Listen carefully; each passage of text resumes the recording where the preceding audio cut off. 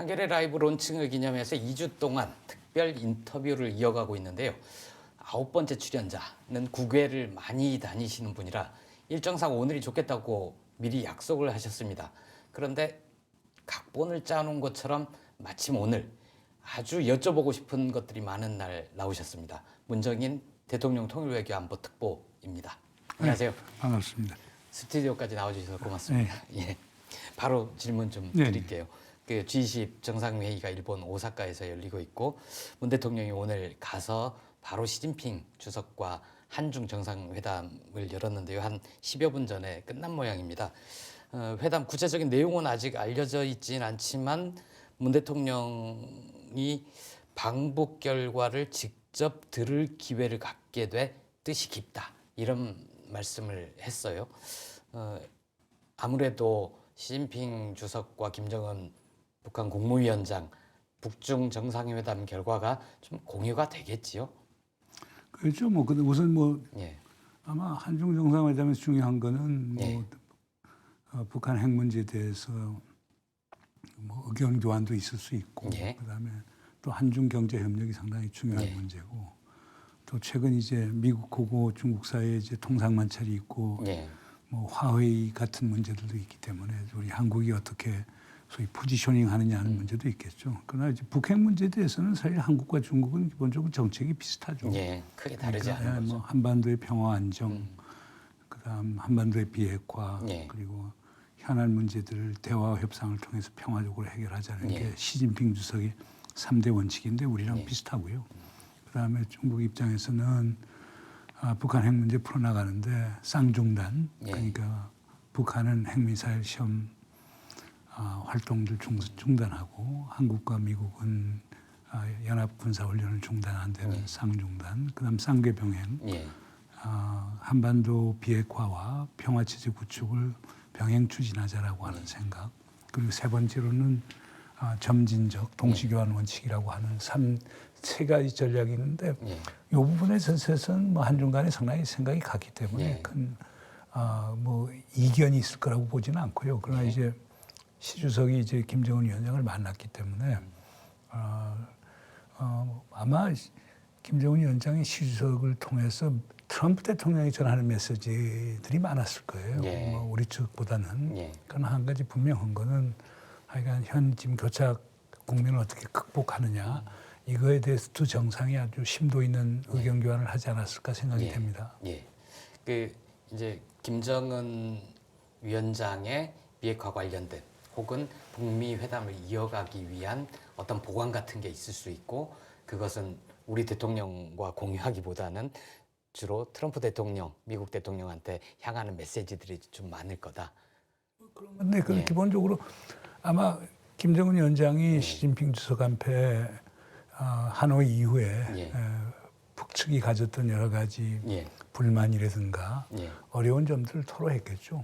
그리고 아마 그런 걸 우리 대통령하고도 공유를 할 거고 그다음에 트럼프 대통령하고도 공유할 거라고 봅니다. 교수님 그건 어떻게 보세요? 그동안 비핵화, 평화, 구상 관련된 회담은 주로 남북미 이렇게 3자가 하다가 시진핑 주석 방북을 계기로 이제 이 문제에 있어서 중국도 한 테이블에 들어와야 되겠다. 뭐 이렇게 해석을 많이 하던데 물론 그 대화의 모멘텀을 찾은 거는 긍정적이지만 이 풀어가는 방정식이 좀 복잡해지지 않겠느냐 우려의 목소리도 있거든요. 그런데 저는 그렇게 생각하지 않습니다. 그러니까 북한 핵 문제는 결국 미국하고 북한 사이에 이제 해결해야 되는 문제고 문제는 북한 핵 문제를 풀려고 하면은 한반도에 종전선언을 하고 그다음에 평화 조약 같은 걸 체결하고 그러면서 한반도에 평화 체제를 만들어야 되거든요. 그게 이제 중국 측에서 얘기하는 쌍궤 병행하고 같은 건데 북한 핵 문제를 풀어나가는 건 기본적으로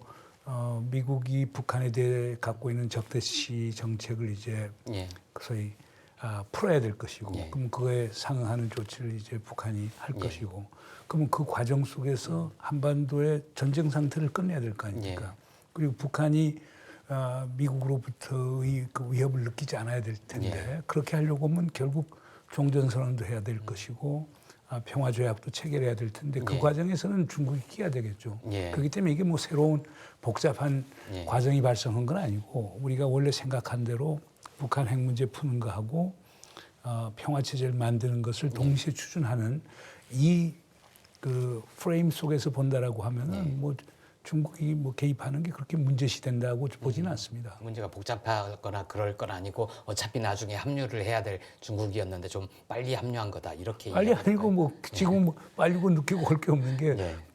북한 비핵화의 진전이 없지 않습니까? 예. 그러니까 북한 비핵화, 한반도 비핵화 지금 예. 추동하는 거 하고 그다음에 한반도 평화 체제라는 게 같이 가야 되고 이 과정에서 중국이 개입하는 게 오히려 저는 긍정적이라고 봅니다. 예. 한중 정상회담 모두 발언에서도 시 주석이 중국은 한반도 평화, 안전 유지에 기여할 것 이렇게 의지를 밝혔네요. 그 이제 G20에서 한중 정상회담 오늘 했고 미중 정상회담까지 하는 걸 좀 봐야 실제 김정은 위원장의 새로운 구상 뭐 이런 게 있으면 좀 드러날 것 같은데요. 우리 관심은 또 이제 뒤이어서 곧 한미 정상회담이 열리지 않습니까? 서울에서 열릴 텐데 그 트럼프 대통령이 지난번에 DMZ 방문을 하려고 했다가 못 갔고 이번에는 갈 것 같다 이런 얘기가 나오거든요. 트럼프 대통령의 DMZ 방문 긍정적인 신호로 봐야 할까요? 저는 뭐 긍정적으로 봅니다. 예. 그러니까 한반도 분단의 현실 그리고 DMZ 중심으로서 전개되고 있는 한반도 군사적 긴장 같은 걸 현장에서 본다라고 하면은 보다 평화지향적인 발언이 나올 거라고 보고요. 그다음에 판문점 같은 데서 트럼프 대통령께서 북한 김정은 위원장에게 어떤 향후 대화와 협상을 위한 어떤 좋은 발언을 한다라고 하면 그건 아주 긍정적 기제로 작용을 할 겁니다. 뭐 트럼프 대통령이 판문점 가서 거기 가서 북한을 더 옥죄우고 한반도의 긴장을 고조하는 그런 발언을 할 거라고 생각하지는 않기 때문에 거기서 북한 인권 얘기하지는 않겠죠. 예전에 국회 연설에서는 거기에 상당량을 할애하지 않았습니까? 근데 그 이번에는 맥락이 잘 안 맞겠죠. 그 뭐 재작년 11월 국회 연설할 때는 뭐 북미 간의 관계가 완전히 막혀 있었던 그런 상황이기 때문에 뭐 남북 관계도 이제 막혀 있고 그런 상황에서는 소위 다중적인 북한에 대한 압력이 필요했었는지 모르겠지만 지금은 그럴 필요가 없죠. 그리고 뭐 트럼프 대통령하고 김정은 위원장 사이 개인적인 친분도 많이 쌓였고 그렇기 때문에 뭐 불필요하게 북한과 북한의 지도자를 자극하는 그런 발언은 난 없을 거라고 생각합니다. 이번에 그 북미 정상 간에 친서를 주고받으면서 아름다운 편지다. 내용이 흥미롭다. 이렇게 얘기가 나오는 것도 결국은 3차 북미 정상회담 전망을 좀 밝게 하는 걸로 볼 수 있는 거죠. 물론 밝게 하게 보는 거죠. 그러니까 기본적으로 북의 입장에서는 결국에 김정은 위원장과 트럼프 대통령의 개인적 친분을 강조하면서 결국 톱다운 어프로치를 해야 된다라고 하는 걸 계속 강조해 왔거든요. 그런 점에서는 상당히 좋은 거라고 보고요. 우선 그런 친서 교환 외교가 실질적인 대화와 협상으로 이어져야 될 텐데 뭐 아직까지는 뭐 확실하지는 않습니다. 그러나 하여간 두 정상이 말싸움을 하는 것처럼 2017년 돌아가면 말폭탄을 주고받았어요. 말폭탄을 결국에 특히 트럼프 대통령이 유엔 총회 연설한 것을 기점으로 해서 미국과 북한 사이에 엄청난 말폭탄이 오고 갔고 전 세계가 그것 때문에 염려를 많이 했죠. 그리고 말싸움이 결국 실질적인 군사적 충돌로 이어지지 않을까 했는데 그 당시 이제 그걸 극복했던 경험이 있기 때문에 뭐 트럼프 대통령이 북에 자극적인 발언은 하지 않을 것으로 봅니다. 그러니까 한미 정상회담에 앞서서 스티븐 비건 국무부 대북정책 특별대표가 오늘 방한을 했는데요. 어떻게 이 한미 정상회담 준비를 위해서일 수도 있지만 제3차 북미 정상회담을 위해서 북쪽과 좀 실무 접촉을 한다든지 이럴 가능성도 있습니까? 뭐 만약 그럴 수만 있으면 정말 좋은 거죠. 그리고 서울 왔기 때문에 판문점에서 그런 북미 간의 그런 접촉을 갖는 데는 상당히 바람직한 건데 어저께 북한 외무성 권정근 미국 국장이 굉장히 센 담화를 보면은 그 가능성이 상당히 적지 않을까 이렇게 생각이 됩니다. 이번에 보면 그 북중 정상회담에서 김정은 위원장이 그런 표현을 썼더라고요. 그 과거 1년간 굉장히 노력을 했는데 유광국의 적극적인 호응을 얻지 못했다 이런 표현을 썼는데 이 북미 양쪽의 노력이 앞으로 좀 더 필요할 것 같아요. 대화를 복원하기 위해서는 각각 양쪽에 어떤 조치들이 필요하다고 보십니까?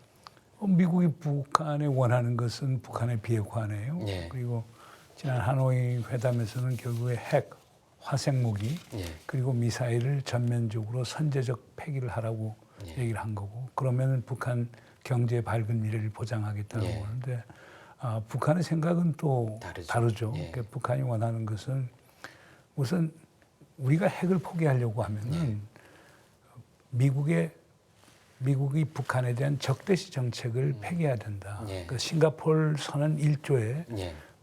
미국과 북한이 새로운 관계를 설정해 나가자고 했을 때 예. 새로운 관계의 첫 번째 조치가 사실은 미국의 북한에 대한 적대시 예. 정책을 포기하는 것이고 그러면 자연히 거기에 제재 완화도 들어가야 되는 거거든요. 근데 그래야지 이제 신뢰도 회복이 되고 바로 이제 거기에서 이제 신뢰가 회복이 되고 하는 건데 지금 북한 입장에서 보면은 싱가포르 선언 1조의 새로운 관계의 수립이라든가 2조의 항구적인 그 평화 체제의 구축이라든가 여기는 진전이 하나도 없다고 보는 거거든요. 그런데 이제 미국이 북한에 대고 완전한 비핵화부터 하라고 그러니까 그 싱가포르 선언의 구조를 보면 1조가 새로운 관계, 2조가 항구적인 평화 체제, 3조가 완전한 비핵화라는 말이에요. 그럼 북한 입장에서 보면 1조고 2조가 진전을 봐야만 완전한 비핵화로 갈 수 있다라고 보는 건데 미국 입장에서는 3조의 완전한 비핵화를 해야 새로운 관계 설정도 가능해지고 평화 체제도 가능하겠다라고 얘기를 하는 거거든요.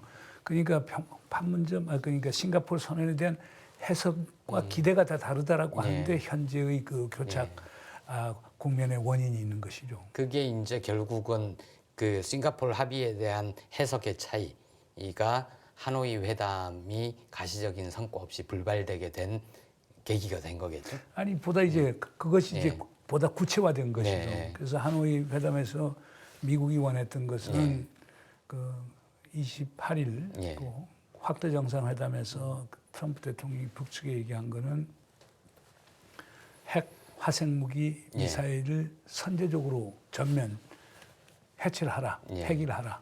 영변 플러스 하는 걸 했는데 근데 이제 반면에 북한 측에서 제시한 거는 영변에 있는 모든 핵시설을 완전히 검증 가능하게 영구적으로 폐기할 터이니 2016년 이후 유엔 안보리에서 채택한 5가지 제재 결의안 그 중에서도 북에게 민간 경제하고 민생과 관련된 부분에 대해서 해제를 해달라고 그러는 건데 트럼프 대통령이 그걸 거절했죠. 트럼프 대통령의 발표는 이거였어요. 회담이 끝난 다음 기자회견에서 북한은 영변에 있는 한두 개의 시설을 포기할 터이니 제재를 전면 철폐를 해달라고 얘기를 했다. 우리 그래서 받을 수 없다. 그러니까 그날 밤에 27일 날 밤 이제 한밤중에 이제 리용호 외상이 기자회견을 해갖고 한두 개가 아니고 영변 핵시설 전부를 얘기하는 거고 그리고 제재도 전면 폐기를 해달라고 하는 게 아니고 2016년 이후에 5개만 그것도 부분적으로 이제 민수경제와 민생 관련된 걸 해달라고 했다. 이러면서 이제 미국과 북한 사이가 극명하게 드러난 거죠. 그래서 하노이를 보면은 미국은 빅딜을 원했던 거고, 그 미국의 시각에서 보면 북한은 스몰 딜을 얘기한 거고, 빅딜과 스몰 딜 사이에 아구가 안 맞아 떨어진 거죠. 거기에서 이제 결렬이 생긴 건데 결국 서로가 원하는 게 전면적으로 드러났고 다 털어놓고 얘기했다는 점에서는 긍정적인 점도 있는 거죠. 그렇죠. 어저께 그래서 문재인 대통령이 그 주요 연합 주요 이제 통신사 아시아 태평양 총국장들하고 서면 인터뷰에서 얘기한 게 하노이 정상회담을 실패로 보지 않는다. 결국 긴 협상의 과정에서 부분적 좌절이 있을는지 모르지만 오히려 미국과 북한이 원하는 것을 깨놓고 두 정상 간에 얘기했다는 그것은 상당히 큰 의미로 보여야 할 수 있고 그런 점에서 미국에서는 뭐 폼페오도 그렇고 볼튼도 그렇고 하노이 정상회담이 성공적이었다고 얘기를 하는 거죠. 말씀하신 그 인터뷰 문 대통령이 이런 말씀도 했어요. 북미 간 3차 정상회담 관련 대화가 이루어지고 있다. 이루어지고 있는 걸로 알고 있다가 아니고 이루어지고 있다라고 굉장히 구체적으로 얘기를 했고, 그리고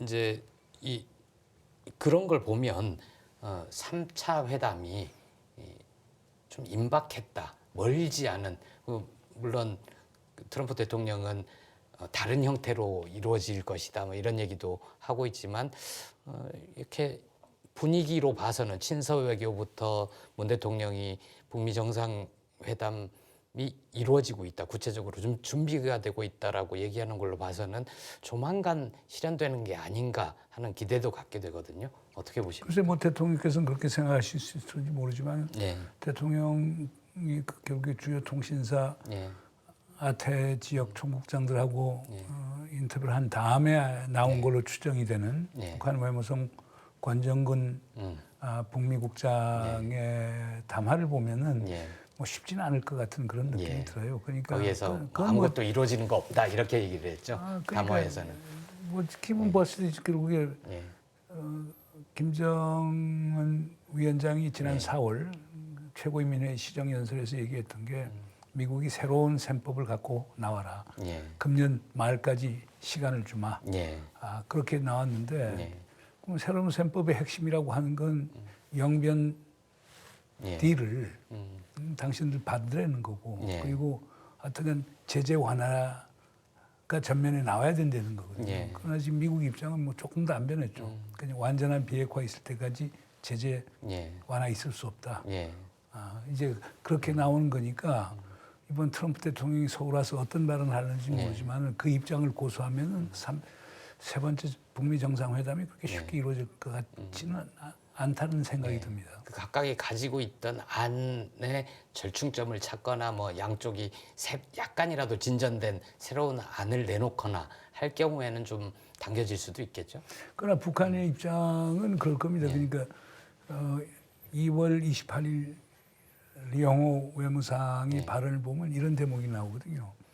영변 핵시설 그렇게 완전히 폐기하고 그럼 미국은 그렇게 제재 완화시켜주면 그 과정에서 북미 간의 신뢰가 쌓이고 신뢰가 쌓이면 그 다음 단계를 나갈 수 있다고 얘기하는 거거든요. 그러니까 트럼프 대통령이 영변 플러스 알파 그래서 뭐 얼마 전에 트위터에서는 결국 5개 정도의 추가 핵시설 이거를 짚고 넘어가야 된다. 그러니까 뭐 영변에 한두 개에다가 추가 3개가 더 있다라고 하는데 그게 이제 플러스 알파의 문제거든요. 그게 플러스 알파 문제에 대해서 또 북한이 또 전향적으로 나와야 될 문제가 있겠죠. 그러나 시작을 하려고 하면은 일괄 타결은 지금 단계에서 쉽지가 않고 그렇기 때문에 영변 갖고 미국이 어떤 보상을 갖고 오느냐 이게 아주 핵심적인 게 될 겁니다. 교수님은 북한 비핵화에 대한 상응 조치로서 제재 완화가 아니라 북미 국교 정상화를 논의하는 역발상이 필요하다 이런 말씀을 하셨어요. 그 내용은 어떤 건가요? 그거는 이제 제가 지난주에 워싱턴을 갔었는데요. 워싱턴 가서 관련 인사들 쭉 만나 보니까 기본적으로 제재는 안 된다는 거예요. 제재를 풀 수 없다는 제재 완화는 안 된다. 그거는 이제 특히 법무부라든가 거기에 미국의 법무성이라든가 재무성 같은 게 법을 갖고 적용을 하는 것이기 때문에 뭐 트럼프 대통령이라고 그걸 쉽게 바꿀 수가 없다. 그러니까 제가 이제 그 회의 중에서 그런 얘기했죠. 그러면 제재를 또 풀 수 없다라고 하면 다른 거라도 줘야 될 것 아니냐. 그렇죠.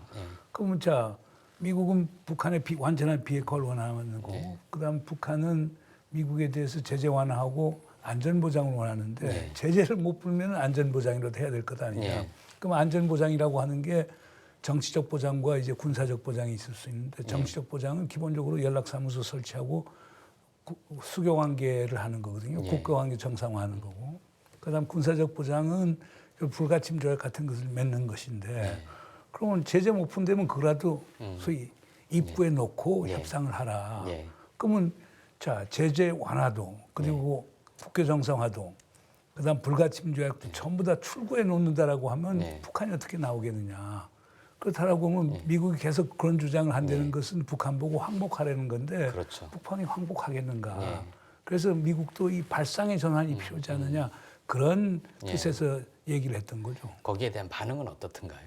뭐 일부는 상당히 참신한 아이디어라고 그러고 아니 뭐 제재 완화도 안 되는데 뭐 국교 정상화하고 예. 불가침 조약을 미국이 들고 나오겠느냐를 얘기하는 사람도 있고 그런데 저는 미국에 조금 논의를 해야 된다고 봐요. 근데 그 제가 참석했던 회의에 이제 스티브 비건이 와서 이제 그랬군요. 스티브 비건 특사가 네. 와서 발표를 했는데 그날 두 가지 걸 상당히 흥미있는 얘기를 하더라고요. 하나는 미국이나 북한이나 다 소위 플렉시블, 유연성 있는 그런 접근이 필요하다는 얘기를 했고 그다음 안전보장, 예. 그 security assurance 문제에 대해서도 한번 짚고 넘어가야 될 것 아니냐 하는 그런 유의 발언을 했기 때문에 예.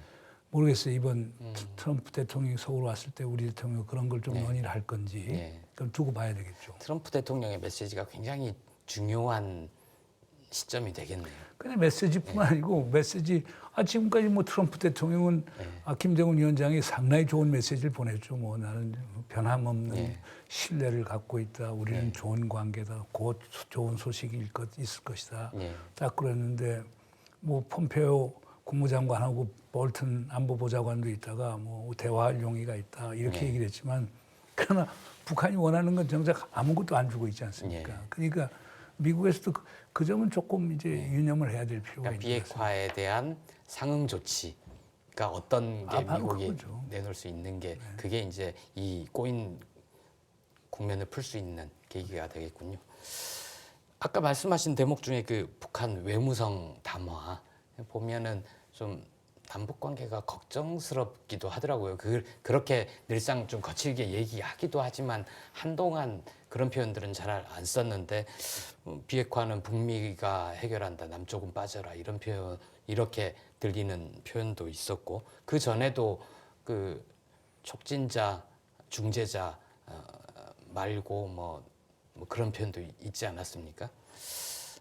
그래서 좀 걱정이 되는데 이 북쪽이 남북 관계는 어떻게 해야 될까요? 글쎄, 그건 그 권정근 국장의 발언은 지극히 무리하기 짝이 없는 거죠. 그러니까요. 어떻게 일개 국장이 뭐 우리 대통령 실명을 쓰지 않았지만은 그 당국자 얘기하면서 그런 식으로 발언을 할 수는 없죠. 그러나 하여간 북은 이걸 알아야 돼요. 물론 북미 협상 직접적으로 할 수 있지만 우리하고 좋은 관계를 맺어야 그게 원활하게 될 수 있다라고 하는 사실을 알아야 될 거고요. 저는 뭐 북이 과거와 같은 통미봉남, 남쪽을 배제하고 미국하고 직접 얘기한다, 뭐 그런 쪽으로의 발상의 전환이 이루어진 거라고 보지는 않지만요. 이게 북의 입장도 남측하고 좋은 관계를 맺고 충분한 얘기를 해야 북미 관계도 잘 된다라고 하는 걸 이해해야 될 겁니다. 지금 북에서는 그 김정은 위원장과 트럼프 대통령 두 정상 간의 개인적인 친분 관계가 있어서 모든 게 움직여 나갔다고 그러는데 김정은 위원장하고 문재인 대통령 작년 한 해 동안에 쌓은 친분 관계 그걸 절대 간과해서는 안 되겠죠. 그렇죠. 그리고 그 두 축이 잘 돼야. 싱가포르 1차 회담도 불발이 될 뻔했던 거를 그 남북 정상이 판문점에서 만나서 이어붙이기도 하고 그랬지 않습니까? 그러니까 뭐 과거사는 과거사라도 해서 앞으로 나가는 데 있어서 우리 정부, 우리 대통령하고의 긴밀한 협력 관계 없이 북이 원하는 거 다 못 얻습니다. 그러니까 북도 그 점에 대해서는 상당히 그 신중한 태도를 취하고 그리고 지금 뭐 미국하고만 얘기하겠다 뭐 하도 좋아요. 하도 좋지만은 지금 미국에서 뭐 의회에도 반대할 세력들이 많고 그 다음에 뭐 워싱턴의 띵크탱크들도 뭐 비판적이고 반대할 세력 많고 미국 언론도 그렇고 여론도 그렇고 이걸 북 혼자서 어떻게 극복해 나가요? 트럼프 대통령 혼자도 극복 못 해 나가요. 우리하고 협력이 있어야 가능합니다. 우리의 시민사회하고 협력이 있어야 가능합니다. 그러니까 북도 주어진 현실을 객관적으로 냉철하게 파악하고 소위 전략을 짜야지 그런 식으로 일방적으로 하면은 북에도 도움이 안 되고 또 우리에게도 도움이 안 되겠죠. 그러니까 북도 발상의 전환이 필요하다라고 하는 걸 강조하고 싶습니다. 마구 던지듯이 그런 식으로 얘기해 놓으면 또 우리 쪽에서 보수 신문이나 방송은 또 그 틈을 벌리려고 얼마나 그걸 이용해 먹겠습니까? 뭐 저 북에서 비판하는 거는 우리 보수 쪽에서 문재인 정부에 걱정할 필요 하나도 없겠죠. 뭐. 이거 알고 보니까 우리는 미국하고 한 통 속으로 갔기 때문에 북에서 저렇게 나오는 거니까. 그러니까 보수는 우리 정부를 비판할 아무런 근거가 있을 수 없죠. 그런데 비판하잖아요. 그게 나라를 문제죠. 팔아먹은 뭐 그런 식으로까지 막 거친 얘기를 하는데 이제 G20 끝나고 서울에서 한미 정상회담하고 언제가 될지 모르지만 남북 정상회담 혹은 북미 정상회담 이렇게 쭉 올 하반기가 좀 달궈질 것 같은데 혹은 달궈지기를 저는 기대를 하는데 우리 정부는 좀 어때야 된다. 어떻게 일을 해 가야 된다라고 보십니까? 우리 정부 지금 상당히 어렵죠. 예. 아까도 그 지적을 하셨습니다마는 지난 4월 시정연설에서 우리 남측은 오지랖 넓게 예, 오지랖 넓게. 예. 촉진자, 중재자 이런 얘기 하지 말고 예. 민족의 이익을 위한 당사자가 되라고 얘기하는데 그거 쉽지 않죠. 예. 그다음 또 미국은 한국과 미국은 같은 페이지에 있다, 같은 편에 있다. 쉽게 얘기해서 동맹 이익을 챙기라. 예. 그러니까 우리 정부는 북에서 주장하는 민족 이익과 미국이 주장하는 동맹 이익 사이에서 어떻게 보면 상당히 샌드위치가 된 상황이죠. 그래 그걸 극복하려고 하면 우리 대통령이 설정해놓은 원칙, 전략에 예. 따라서 예. 우리 국민 전체의 이익, 즉 국가 이익을 예. 극대화하는 방향에서 노력해 나가야 되겠죠. 그러려고 하면 미국에도 쓴소리하고 비판적인 소리도 또 해야 되고 북에 대해서도 쓴소리 비판적인 소리 해야 되고 그다음 필요하다라고 하면 독자적인 행동을 해야죠. 예. 대북 인도적 지원 이건 보편적 가치입니다. 좌면 우고 할 이유가 어디 있습니까? 예. 왜 미국의 눈치를 봅니까? 지방자치단체들이 북측하고 뭐 협의해 나가겠다. 예. 유엔 안보리 제재 결의안 안 걸리는 것은 하도록 해야 되겠죠. 그런데 지나치게 미국의 눈치를 보고 이 선을 넘어가면 제재 위반일까 아닐까 이런 걸 좀 따지고. 아니 그러니까 지금까지 보면 좀 소극적이었죠. 저도 예. 그러니까 하나 분명한 건 내가 지금 교수로 얘기하는 거예요. 예. 특보로 얘기하는 게 예, 아니고. 예, 예. 근데 그렇잖아요. 뭐 금강산 같은 개별 관광 같은 거 못할 이유가 어디 있습니까? 그렇죠. 그러니까 제가 볼 때는 미국하고 협력은 분명히 해나가고 투명하게 하지만 우리가 우리의 국가 이익과 관련해서 우리가 해야 될 것이라고 하는 건 소신 있게 해나가야 되는 것. 그게 현 정부 해야 될 것이죠. 왜 눈치만 봅니까? 예. 대통령 통일 외교안보 특보시기도 한데 가끔 이렇게 만남을 갖거나 전화 통화를 하거나 해서 그거에 대해서 뭐 코멘트할 이유는 없고. 예, 거의 마무리할 시점이 됐는데요. 지난주부터 저희가 이제 라이브 방송으로 한겨레 라이브라는 걸 만들어서 이렇게 쭉 모시기도 한데 좀 덕담 한마디 해주십시오. 하여간 잘하십시오. 그리고 많은 시청자 가지십시오. 예, 고맙습니다. 예, 감사합니다.